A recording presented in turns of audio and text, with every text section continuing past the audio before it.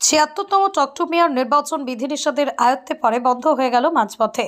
নির্বাচন কমিশনের কাছে অনুমতির ভিত্তিতেই চলছিল টকটু মেয়র অনুষ্ঠান। সেই মতোই শনিবার টকটু মেয়রে ফোনের মধ্য দিয়ে মানুষের সমস্যা সমাধানের কথা জানাচ্ছিলেন মেয়র গৌতম দেব।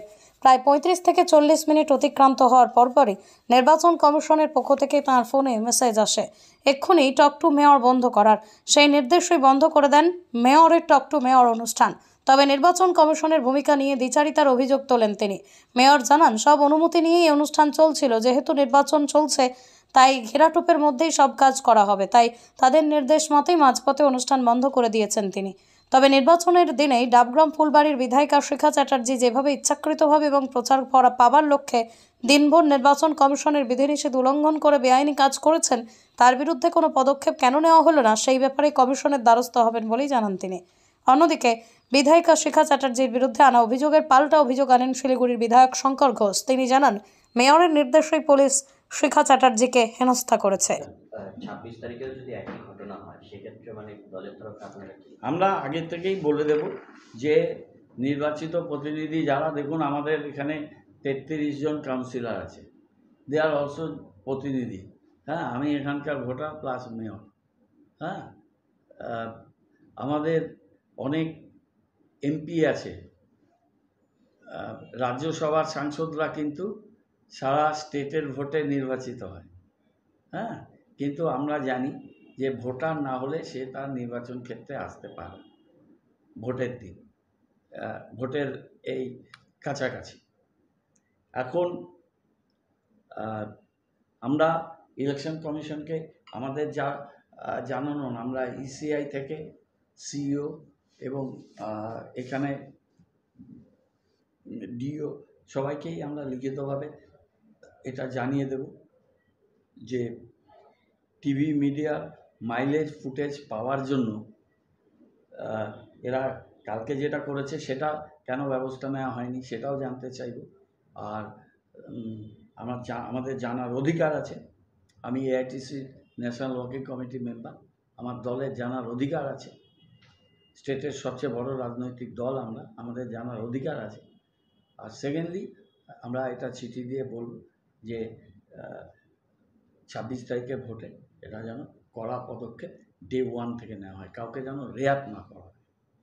উনি একজন বিধায়িকা, সেই অ্যাডভান্টেজটা নিয়েছেন কালকে। কোন খালি উনি বলছেন আমি বিধায়ক, আমার এলাকা, আমি সব জায়গায় যেতে পারি। আরে কিছু বেসিক কমন সেন্স যদি না থাকে, বেসিক লটা যদি না পড়ে থাকে, কোন আইনে এই ইলেকশন হচ্ছে সেটাই বলতে পারবে না, কোনটা ইসিআই কোনটা স্টেট ইলেকশন কমিশন সেটা বলতে পারবে না, মডেল কোড অফ কন্ডাক্টে কি আছে সেই রুল বুক জানে না, তো তাকে কি বলতে পারে? অন রেকর্ড বলছে গৌতম দেব সব জায়গায় ঘুরে বেড়াচ্ছে, উনি 33 নম্বরে ছাপ্পা ভোট দিচ্ছেন, মমতা ব্যানার্জির কাছে নাম্বার বাড়াবে। আরে এটা এগুলো একটা জনপ্রতিনিধির কথা। আমার দল, আমি কি নাম্বার বাড়াবো না নাম্বার কমাবো সেটা আমার দলের ব্যাপার, তোমার কি? সেকেন্ডলি হচ্ছে 33 নম্বর ওয়ার্ডে বুঝজাম করে ছাপ্পা ভোট হচ্ছে, তার তো তুমি ইলেকশন কমিশন যাও, তার প্রমাণ আছে, সেখানে ক্যামেরা আছে। তারপরে একই কথা বললো তিলের সইতে, অনেকগুলো লোক ভয়ে এদিক ওদিক হয়ে গেল। সেটাই ওদের করা লক্ষ্য ছিল, কিছু ভোট কমিয়ে দাও, কারণ ওরা বুঝতে পারছে সব জায়গাতে ভোট কম পাচ্ছে। তো এতগুলো বুথ ইয়েতে কী বলে ডাবগ্রাম ফুলবাড়িতে 138টা আর 176টা বুথ, তো কটা জায়গায় করবে এই ঝামেলা? গোয়ারা হারবে তো 3টে সিটেই কালকে, সেটা তো সকাল থেকেই বোঝা গেল। একটা বুথে ওদের ক্যাম্প অফিস নেই, অর্ধেক জায়গায় পোলিং এজেন্ট নেই, তা তৃণমূল কী করবে? ওদের পোলিং এজেন্ট আর ক্যাম্পে লোক বসিয়ে দেবে, আর ভোটের দিন 30 জন 50 জন লোক। এগুলো ডাবগ্রাম ফুলবাড়ি কত লোক ছিল তার মধ্যে, আর বাইরের লোক কত ছিল সেটা তো অনুমানের বিষয়, আমি তো সবাইকে ওইভাবে চিনতে পারবো না। কিন্তু কালকে যে ঘটনাটা করলো সারা দিন ধরে, এটা অত্যন্ত অন্যায় এবং অনভিপ্রেত। ছাব্বিশ তারিখেও যদি একই ঘটনা হয় সেক্ষেত্রে মানে দলের তরফে আপনারা কি আমরা আগে থেকেই বলে দেব যে নির্বাচিত প্রতিনিধি যারা, দেখুন আমাদের এখানে 33 জন কাউন্সিলর আছে, দে আর অলসো প্রতিনিধি। হ্যাঁ, আমি এখানকার ভোটার প্লাস মেয়র। হ্যাঁ, আমাদের অনেক এমপি আছে, রাজ্যসভার সাংসদরা কিন্তু সারা স্টেটের ভোটে নির্বাচিত হয়।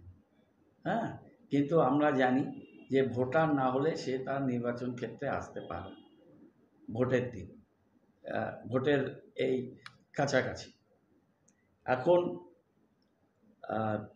আমরা ইলেকশন কমিশনকে আমাদের যা জানানো, আমরা ইসিআই থেকে সিইও এবং এখানে ডিও সবাইকেই আমরা লিখিতভাবে এটা জানিয়ে দেব যে টিভি মিডিয়ার মাইলেজ ফুটেজ পাওয়ার জন্য এরা কালকে যেটা করেছে সেটা কেন ব্যবস্থা নেওয়া হয়নি সেটাও জানতে চাইব। আর আমাদের জানার অধিকার আছে। আমি AITC national working committee member, আমার দলের জানার অধিকার আছে। স্টেটের সবচেয়ে বড় রাজনৈতিক দল আমরা, আমাদের জানার অধিকার আছে। আর সেকেন্ডলি আমরা এটা চিঠি দিয়ে বলব যে 26 তারিখে ভোটে এটা যেন কড়া পদক্ষেপ ডে 1 থেকে নেওয়া হয়, কাউকে যেন রেয়াত না করা হয়। উনি একজন বিধায়িকা, সেই অ্যাডভান্টেজটা নিয়েছেন কালকে। প্রথম কথা, আমার নির্বাচন কমিশনকে নির্দেশ দেওয়ার ক্ষমতা আছে কি না সেটা জানি না, তবে নিশ্চিতভাবে আমি এই ব্যাপারে অভিযোগ জানিয়েছিলাম নির্বাচন কমিশনকে। এবং শুধু এইটুকু বলতে পারি যে আমাদের সম্মানীয় মেয়র সাহেব তিনি হচ্ছে আইনজীবী এবং তিনি আইনটা ভালোই জানেন বলে সবসময় বলে থাকেন। তবে যারা আইন কম জানে বা একেবারেই কম জানে আমাদের মতন মানুষ, তারা এটা বুঝেছিল যে নির্বাচন কমিশনের যে বিধিনিষেধ রয়েছে মডেল কোড অফ কন্ডাক্ট, সেটাকে ভেঙে মেয়র সাহেব এই অনুষ্ঠান করছে।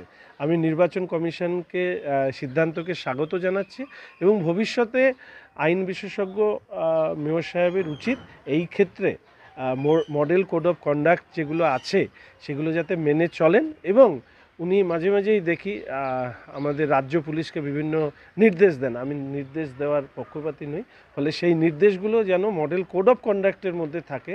নাহলে গতকাল যেভাবে শিখা চ্যাটার্জি আমাদের সম্মানীয় বিধায়িকাকে হেনস্থা করা হয়েছে, অনেকে বলছেন যে ওটা ওনার নির্দেশেই পুলিশ কমিশনারেটের পক্ষ থেকে এই কাজ করা হয়েছে।